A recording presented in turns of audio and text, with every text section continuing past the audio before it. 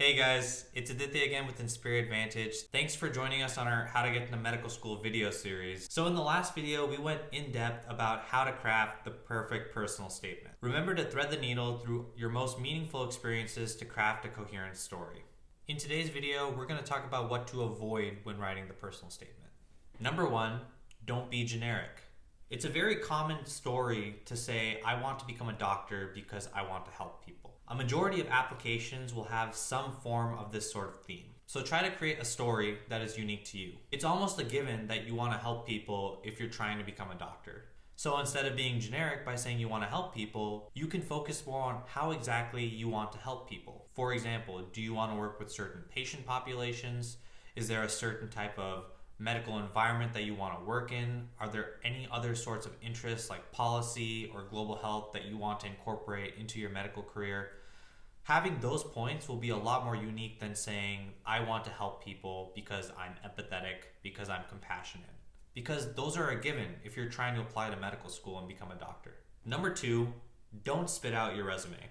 You only have 5,300 characters to tell admissions committees why you want to become a doctor. You only have so much room to not only describe your most meaningful experiences, but also portray yourself and your character in a way that will be attractive to admissions committees. You need to also be able to succinctly thread the needle through whatever experiences you mentioned to make a coherent story. I would focus on 1 to 2 meaningful experiences and really draw out as much reflection as you can. Maybe even 3 experiences if needed. But the more experiences you add to your personal statement, the more risk you add of just rushing through everything and not really taking the time to explain how those experiences were meaningful. You won't be able to truly portray the qualities that you hope to convey through your personal statement to admissions committees if you just add everything that was on your resume. Focus on just those 1 to 2 meaningful experiences and make sure that you tell the story as clearly and as succinctly as possible. Number 3, when you're writing your personal statement, you're not telling stories just for the sake of telling stories. You'll need to have some room to reflect and show how you grew from it.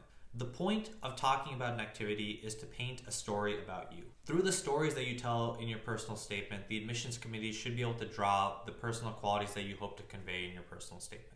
You're telling these stories to give some insight into your character. You want admissions committees to read your personal statement and in their head think, this is the type of person I want in my medical school. And number 4, be careful not to over-exaggerate your own actions or your activities.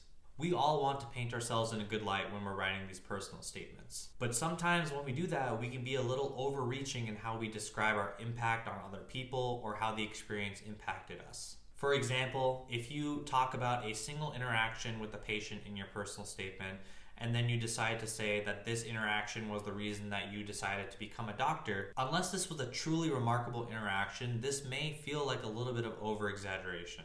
What I'm trying to say is you might be trying to pull too much from a single experience. However, now if you had multiple of these types of interactions and you talk about the entire experience of these multiple interactions and how that set you on a path, that can be a little bit more believable. Another way to over-exaggerate is over-exaggerating your impact on a situation.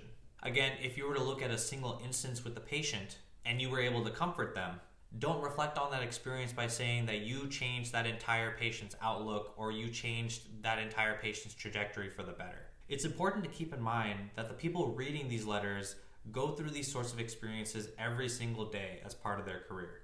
And they can truly gauge how impactful these types of situations are on patients because they themselves are going through them every single day. So yes, in your personal statement, you can talk about your meaningful interactions with patients. But it would be a bit of an exaggeration to say that you changed that patient's life or you changed their course for the better just from that one interaction. If that one patient interaction is the entire reason you're going to medical school, that may not be very believable. However, if your personal statement is more along the lines of you had this one patient interaction or series of interactions, and because of that you started looking more into helping this sort of patient population, you started doing research to understand more about this sort of disease, and given those little steps, you finally decided you wanted to go to medical school, that's a lot more believable and that's a lot stronger of a story. So those are my 4 tips for things to avoid when writing your personal statement. Remember to not be generic, don't spit out your resume, take some time to really reflect on the activity that you choose to include in your personal statement, and don't over-exaggerate your impact on others or yourself from the experiences that you talk about. Well, thanks so much for watching, guys. I really hope you enjoyed this video. Again, we're doing an entire How to Get into Medical School web series. This is just one of those videos. If you like the content that you're seeing, hit subscribe below. Stay tuned for the next video. Thanks so much, guys.